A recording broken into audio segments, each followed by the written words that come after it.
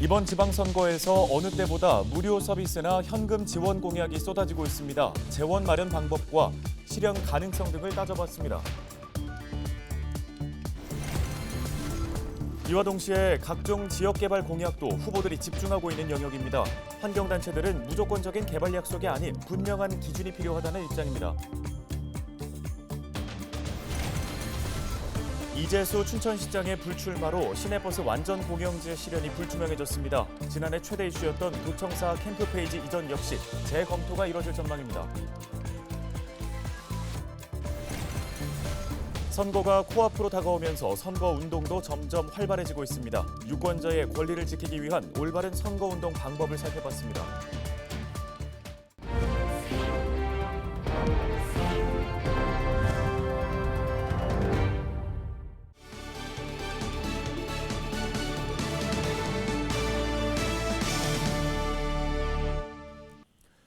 여러분 안녕하십니까? 헬로티비 뉴스 시작합니다.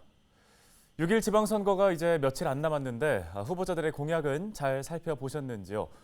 늘 선거철이면 선심성 공약이 난무하는데 이번 역시 크게 다르지는 않은 것 같습니다. 후보들마다 무료 서비스, 현금 지원 약속을 경쟁적으로 내놓고 있는데 구체적으로 재원은 어디서 어떻게 마련할 건지 실현 가능성이 있는지 꼭 따져보셔야겠습니다. 첫 소식 이다혜 기자입니다. 이광재 더불어민주당 강원도지사 후보는 노인 무료 교통카드 발급을 공약으로 내놨습니다. 어르신들이 시내버스를 비롯해 농어촌버스, 마을버스를 무료로 이용할 수 있도록 하겠다는 겁니다. 또 혼자 사는 노인에게 매달 10만 원에서 20만 원을 지급하겠다고 밝혔습니다. 도내 인구 21%를 차지하는 65세 이상이 대상입니다. 여기에 들어가는 1년 예산은 90억 원으로 예상됩니다. 시내버스, 농어촌버스, 마을버스를 무료로 쓸 수 있는 교통카드를 발급하겠습니다. 버스를 무료로 어르신들이 탈 수 있도록 추진하겠습니다. 김진태 국민의힘 강원도지사 후보는 아이가 10살이 될 때까지 모든 부모에게 육아 기본수당을 주겠다고 약속했습니다. 현재 48개월까지 아이 한 명당 월 50만 원씩 지원되는 육아 기본수당을 10세까지 늘려 양육비 부담을 줄이겠다는 겁니다. 이렇게 되면 단순 계산했을 때 수당 지급에 필요한 예산은 최대 2.5배로 늘어나게 됩니다. 지방비 100%로 부담하고 있는 예산은 윤석열 정부 공약인 부모 급여와 연계하면 정부 지원을 이끌어낼 수 있을 것으로 보고 있습니다. 앞으로 이제 점점 늘어나게 되는 거죠. 그거는 여러 가지 이제 그 세수 확보하고 중앙으로부터 우리 특별자치도까지 됐으니 네네. 좀 어느 정도 좀 종잣돈을 줘야 되지 않냐 해서 국비를 많이 가져와서 충당을 해야 되겠습니다. 이 밖에 기초단체장 선거에 나선 후보들의 현금 지원 공약도 쏟아지고 있습니다. 구자열 민주당 원주시장 후보는 취임 직후 전 시민에게 1인당 10만 원씩 코로나19 지원금을 지급하겠다고 밝혔습니다. 원강수 국민의힘 원주시장 후보는 매월 지역화폐 등으로 한 명당 10만 원씩 학원비를 지원하겠다고 공약했습니다. 한국 매니페스토 실천본부는 선거 승리만을 목적으로 한 백화점식 선물 보따리가 난무하고 있다고 지적합니다. 예산을 통해서 집행되는 여러 가지 현금 복지는 정치인들의 주머니에서 나오는 건 아닙니다. 이것저것 다 해주겠다, 이거 눈먼 돈처럼 예산이나 세금을 쓰겠다 이렇게 얘기를 하는 건 6, 70년대 막걸리 고무신 선거, 막걸리를 사주고 고무신을 선물해서 선거에서 이기고자 했던 것과 별로 다르지 않다. 이렇게 좀 보고 있습니다. 결국은 매표 행위라고 보고 있는 거죠. 선거 막판 표심을 얻기 위해 잇따라 발표되는 공약들이 과연 실현 가능한 것인지, 세금 부담으로 이어지진 않는 것인지 유권자들의 꼼꼼한 계산이 요구됩니다. 헬로티비 뉴스 이다혜입니다. 지방선거를 앞두고 각종 개발 공약이 쏟아지고 있습니다. 지역의 환경단체에서는 강원도가 가진 천혜의 자연 환경을 고려해 지속 가능한 개발 공약이 필요하다는 주장을 내놓고 있는데요. 지역 개발과 환경 보존이라는 서로 상반된 두 마리 토끼를 잡을 수 있는 방법, 어떤 것들이 있을까요? 김수아 기자입니다. 속초 영랑호에 조성된 생태 탐방로입니다. 속초시는 총 40억 원을 투입해 호수를 가로지르는 길이 400m의 부교와 800여 m의 조망도로, 경관 조명 등을 설치했습니다. 지난해 연말 개통 이후 2달 만에 16만 명이 다녀가는 등 새로운 관광 명소로 각광받고 있습니다. 하지만 지역 환경단체는 지방선거를 앞두고 속초시장 후보들에게 부교 철거를 요구하고 나섰습니다. 인공시설인 부교 탓에 지역 생태계가 파괴된다는 겁니다. 그동안 속초시가 500억 이상 들여가지고 수지를 깨끗하게 했는데 수지를 악화시키는 조짐도 보이고 그래서 저희는 당장 걷어냈으면 좋겠다. 뭐 그런 의견은 똑같고요. 새로운 집행부가 들었으면 그걸 빨리 논의해서 국가사업이라는 미명 아래 진행되고 있는 송전탑 건설 등 지역 환경 파괴에 대한 우려도 높습니다. 평창군 송전탑 반대투쟁위원회는 지난 18일 기자회견을 열고 송전탑과 발전소, 변전소 등 각종 개발 사업에 대한 평창군수 후보들의 저지 대책을 촉구하고 나섰습니다. 지역에서는 중앙정부가 추진 중인 무분별한 개발 사업의 중단을 요구하면서도 지역 경제 활성화를 위한 최소한의 개발은 진행해야 한다는 목소리가 높습니다. 강원도지사 후보로 나선 양당 후보들이 설악산 오색 케이블카 조기 추진 등을 주요 공약으로 내건 가운데 지역 개발과 최소한의 환경 보존을 아우르는 단계적 목표가 필요하다는 지적입니다. 비도시 지역 내에서도 산천 지역이 소득이 제일 낮습니다. 그렇기 때문에 소득을 위해서라도 어떤 제한적인 그리고 약간 친환경 공법이 적용이 되는 그런 개발과 활용이 꼭 필요하다는 무조건적인 보전보다는 유럽이나 이런 그 사례를 보더라도 어떤 하나 이제 기준을 정한 후에 그 기준 내에서 제한적 활용을 하는 것들이 천혜의 자연 환경을 갖춘 강원도. 지방선거를 앞두고 지역 주민들의 각종 개발 요구가 높은 가운데 환경을 함께 생각하는 모두의 지혜가 필요해 보입니다. 헬로티비 뉴스 김수아입니다. 이재수 춘천시장의 불출마가 확정되면서 민선 8기 춘천시정에도 변화가 예상됩니다. 지난해 말 쏟아졌던 굵직한 현안 역시 방향이 틀어질 것으로 보이는데요. 특히 시내버스 완전 공영제 도입은 사실상 원점에서 재검토될 가능성이 높아졌습니다. 버스 노선의 원상복구는 기정사실화된 모습입니다. 양진호 기자입니다. 춘천시의 시내버스 공영제는 지난해 11월 이재수 춘천시장의 선언으로 시행에 급물살을 탔습니다.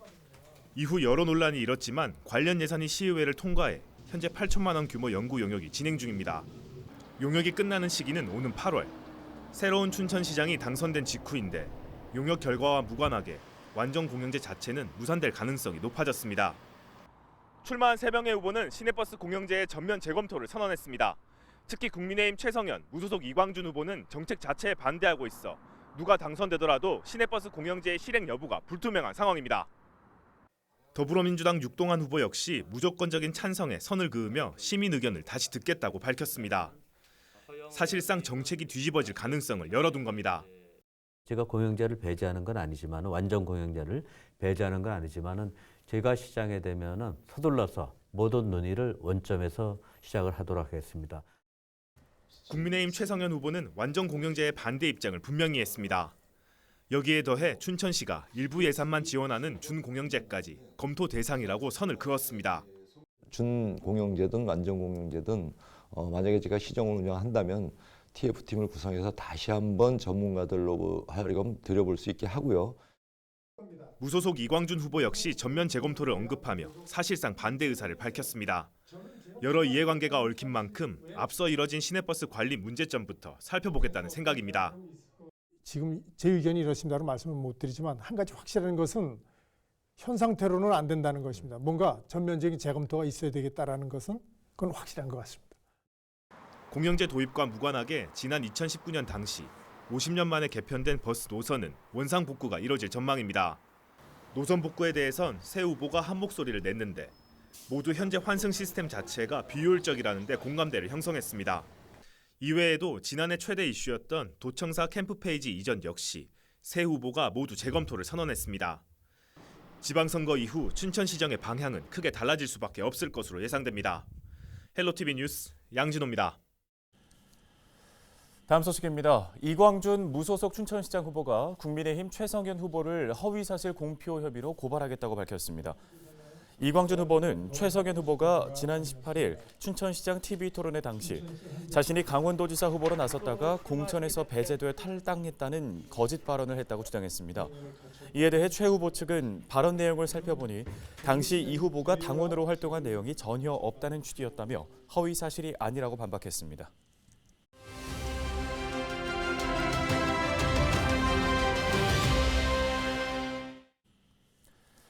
이제 일주일여 앞으로 다가온 제8회 지방선거를 앞두고 선거운동이 점점 더 활발해지고 있습니다.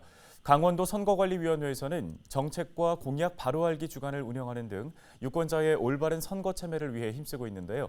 강원도 선관위 홍보과 목혜수 주무관 연결해서 보다 자세한 이야기 들어보겠습니다.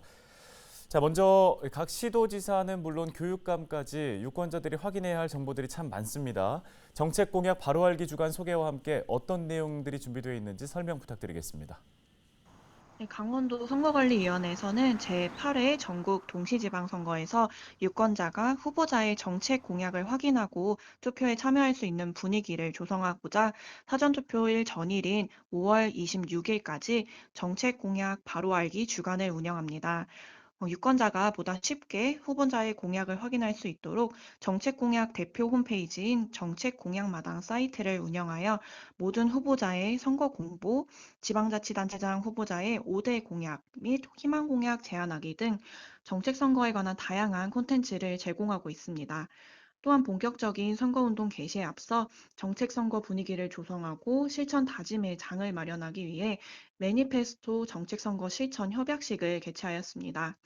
후보자 등록 기간 중 각 후보자를 대상으로 실시하였으며 강원도 선거관리위원회 유튜브 채널에서 확인하실 수 있습니다.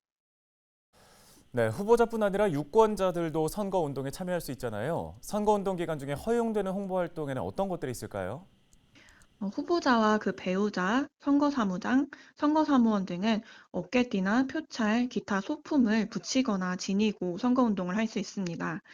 자동차와 확성장치 등을 이용한 공개장소 연설 대담도 많이 보실 수 있는데요. 이외에도 법에서 정한 방법으로 명함, 선거공보와 같은 인쇄물, 언론 매체, 인터넷 광고나 전자우편 등 정보통신망, 그리고 대담 토론회 등을 이용하여 선거운동을 할 수 있습니다. 선거별로 선거운동 방법에 차이가 있으므로 법에 위반되지 않도록 유의해야 합니다. 네, 그러면 반대로 허용되지 않는 홍보 활동에는 어떤 것들이 있습니까? 누구든지 자유롭게 선거운동을 할 수 있지만 대한민국 국민이 아닌 자, 미성년자, 선거권이 없는 자, 공무원 등 공직선거법 또는 다른 법률의 규정에 의하여 선거운동이 금지 또는 제한되는 경우는 선거운동이 불가합니다. 또한 선거사무원이 아닌 일반 유권자는 어깨띠, 모양과 색상이 동일한 모자나 옷, 표찰, 피켓, 그 밖의 소품을 활용하여 선거운동을 할 수 없습니다. 또한 선거운동을 해주는 대가로 수당, 실비나 음식물을 제공받을 수 없습니다.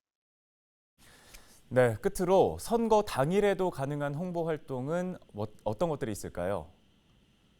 선거운동을 할 수 있는 일반 유권자는 선거 당일을 포함하여 언제든지 문자 메시지나 전자우편, 인터넷 홈페이지, SNS를 이용하여 선거운동을 할 수 있습니다. 다만 말이나 전화로 지지를 호소하는 것은 선거일에는 불가능하오니 유의하여 주시기 바랍니다.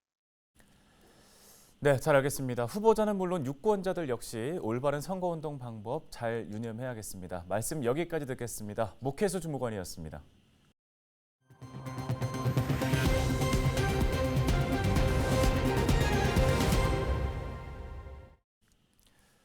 비전 2022 지역의 희망을 LG엘러비전은 6월 1일 제8회 전국 동시지방선거 특집 개표 방송을 진행합니다. 우리 지역의 단체장과 의원은 누가 될지 시시각각 개표 정보를 확인하실 수 있는데요. 저녁 7시 20분부터 채널 25번 지역방송에서 보내드리는 제8회 지방선거 개표 방송에 많은 시청 부탁드립니다. 다음 소식입니다.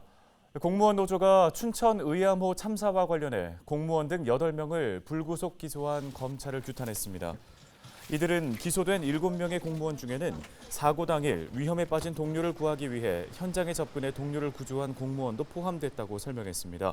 또 검찰이 단순 업무보조 직원까지 기소 대상에 포함시켰다며 검찰을 비판했는데요. 지난 2020년 5월 춘천에서는 의암댐 수문이 열린 상황에서 수초섬 설치 작업을 하던 선박이 좌초돼 5명이 숨지고 1명이 실종되는 사고가 있었습니다.